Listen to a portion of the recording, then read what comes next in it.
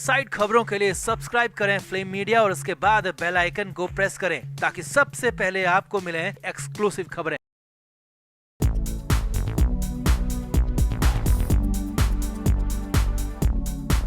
मुंबई से बड़ी खबर है। उद्धव ठाकरे की पार्टी एक बार फिर से टूटने की कगार पर पहुंच गई है। जी हां, एक बार फिर से पार्टी में दो फाड़ होने जैसा ही कुछ दिख रहा है और ये सब कुछ सिर्फ और सिर्फ राहुल गांधी की मुंबई में होने वाली रैली से ठीक पहले हुआ। हालात यहां तक हैं कि उद्धव ठाकरे एक बार फिर रोने लगे, बिलखने लगे। उनके बेटे आदित्य ठाकरे उनको समझाते रहे, संभालते रहे। तो क्या हुआ ऐसा मुंबई में? राहुल गांधी की रैली को लेकर क्यों फंसा पेच? क्यों फिर से उद्धव ठाकरे की बची खुची पार्टी में भी दो गुट बन गए हैं, दो फाड़ जैसे नजर आ रहे हैं? सब कुछ आपको दिखाते हैं, बताते हैं। आप भी वीडियो को शेयर करें, कमेंट बॉक्स में अपनी राय जरूर दें। तो राहुल गांधी की लंबी भारत जोड़ो यात्रा फाइनली खत्म हो गई है। मुंबई में राहुल की यात्रा खत्म हुई और इस मौके पर यहाँ एक बड़ी रैली का आयोजन किया गया और इस रैली में इंडिया ब्लॉक की कई पार्टियां शामिल हुई। कई नेताओं को इसमें बुलाया गया था। इंडिया ब्लॉक के लगभग हर पार्टी के नेताओं को यहाँ बुलाया गया था और उद्धव ठाकरे की पार्टी के नेता भी इसमें मौजूद रहे। अब इस रैली से ठीक पहले बहुत कुछ हो गया जो कि उद्धव ठाकरे के हिसाब से होना नहीं चाहिए था। बड़ी खबर सूत्रों के हवाले से हम आपको बता रहे हैं कि कांग्रेस की तरफ से राहुल गांधी की यात्रा खत्म होने के बाद होने वाली इस रैली के लिए कई पार्टियों को, या कहें कि इंडिया ब्लॉक की पार्टियों को बुलाया गया था। उसमें उद्धव ठाकरे की पार्टी भी शामिल थी।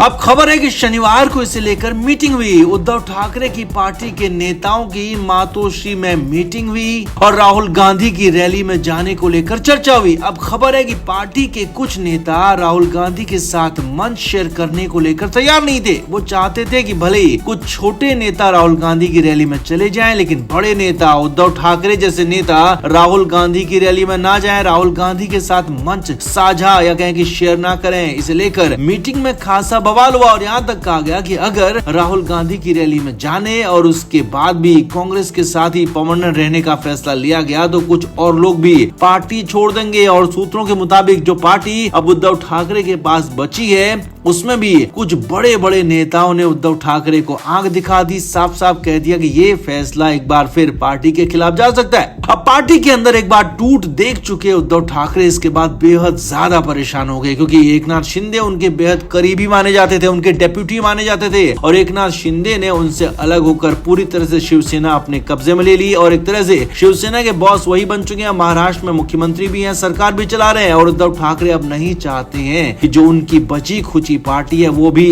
टूट जाए, बिखर जाए, अलग हो जाए। इसीलिए उद्धव ठाकरे ने अपने नेताओं को समझाने की बात की, समझाने की कोशिश भी की। हालांकि काफी देर तक कुछ नेताओं के समझ में तो उनकी बात आई, लेकिन फिर भी कई बड़े नेता समझने को तैयार नहीं थे, मानने को तैयार नहीं थे कि उद्धव ठाकरे राहुल गांधी के साथ रैली में जाएं, राहुल गांधी के साथ मंच शेयर करें। लिहाजा उद्धव ठाकरे बेहद परेशान नजर आए। सूत्रों के मुताबिक खबर है कि इस दौरान मीटिंग में उद्धव ठाकरे बेहद रुआंसे तक हो गए। उनके बेटे आदित्य ठाकरे उनको समझाते रहे, उनको सहलाते रहे, कहते रहे कि पार्टी में ऐसा कुछ नहीं होने वाला है, उनको पार्टी के साथ सभी को आगे लेकर चलना है। लेकिन हाँ, उद्धव ठाकरे इस मीटिंग के बाद बेहद ज्यादा परेशान हो गए। हालांकि राहुल गांधी की रैली से ठीक पहले चुनावों का भी ऐलान हो चुका था। लिहाजा माना जा रहा है कि अब वोटिंग से पहले एक बार फिर महाराष्ट्र में बहुत कुछ बड़ा हो सकता है। उद्धव ठाकरे की पार्टी में इस बार और कुछ नया हो सकता है। जी हाँ, पार्टी एक बार फिर से पूरी तरह से बर्बाद हो सकती है अगर उद्धव ठाकरे ने समय रहते बड़े फैसले नहीं लिए तो आपका इस पर क्या कहना है? क्या वाकई में उद्धव ठाकरे की पार्टी एक बार फिर से दो फाड़ हो जाएगी या फिर बीजेपी कहीं से कुछ इसमें प्लानिंग कर रही है? आप क्या मानते हैं? कमेंट बॉक्स में आप जरूर से जरूर बताएं, वीडियो को शेयर भी करें।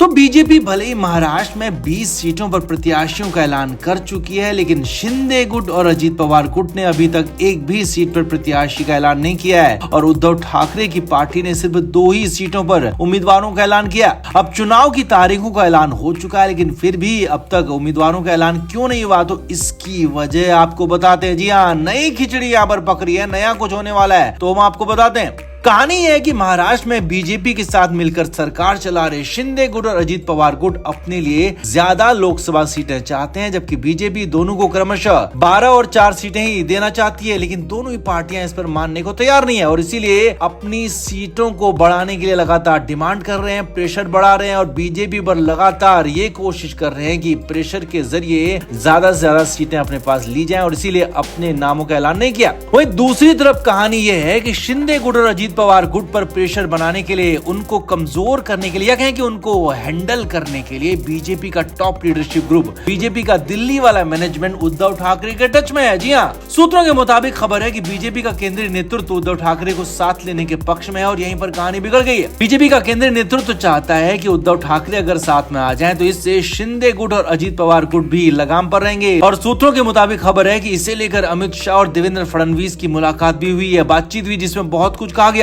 लेकिन देवेंद्र फडणवीस यहाँ किसी भी कीमत पर उद्धव ठाकरे को साथ लेना नहीं चाहते हैं। सूत्रों के मुताबिक अमित शाह के सामने भी फडणवीस अड़ गए और कह दिया कि ये संभव नहीं है, उद्धव ठाकरे के साथ अब गठबंधन हो नहीं सकता है। सूत्रों के मुताबिक फडणवीस को समझाया गया कि ये केंद्र की सरकार के लिए अच्छा होगा, अब की बार 400 पार का नारा पूरा करने में पीएम मोदी को मदद मिलेगी, मगर फडणवीस मानने को सुनने को तैयार नहीं थे। साफ साफ कह दिया कि उनके जीते जी उद्धव ठाकरे के साथ दोस्ती नहीं हो सकती, गठबंधन नहीं हो सकता, उद्धव ठाकरे किसी भी कीमत में अब एनडीए में नहीं आ सकते हैं। इतना नहीं, सूत्रों के मुताबिक देवेंद्र फडणवीस ने उद्धव ठाकरे की पुरानी बातों को याद दिलाया और कहा कि उद्धव ठाकरे ने बीजेपी कार्यकर्ताओं के साथ गलत किया, अपने मुख्यमंत्री रहते हुए बीजेपी नेताओं को परेशान किया और जो बयान दिए पीएम मोदी के लिए, अमित शाह के लिए और बाकी के नेताओं के लिए, वो बेहद हैरानी भरे थे और वो ऐसे बयान है कि उन्हें यानी कि उद्धव ठाकरे को माफ करना संभव नहीं है, इसीलिए गठबंधन करना भी संभव नहीं है। अब सूत्रों के मुताबिक अमित शाह ने इस पर यहाँ पर कोई प्रतिक्रिया नहीं दी, लेकिन हाँ, खबर ये भी है अंदर खाने कि अब भी उद्धव ठाकरे को साथ लेने की तैयारी चल रही है, लेकिन इसके लिए देवेंद्र फडणवीस का मानना बेहद जरूरी है, क्योंकि वो महाराष्ट्र में बीजेपी के फ्लैग बेरर हैं और बीजेपी देवेंद्र फडणवीस को नाराज नहीं करना चाहती। बीजेपी की टॉप लीडरशिप देवेंद्र फडणवीस को साथ लेकर ही उद्धव ठाकरे के साथ होना चाहते हैं और इसीलिए बीजेपी के अंदर भी इसे लेकर क्लैश हो सकता है। हालांकि फिलहाल यही कहानी है कि बीजेपी का टॉप मैनेजमेंट तो चाहता है, लेकिन देवेंद्र फडणवीस रास्ते में आ गए, अड़ गए, भिड़ गए।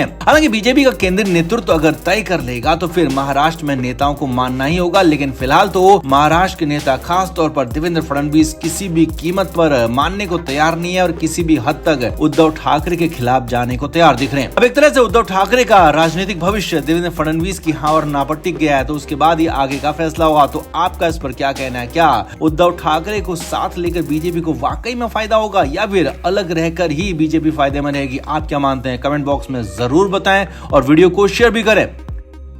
Flame media report.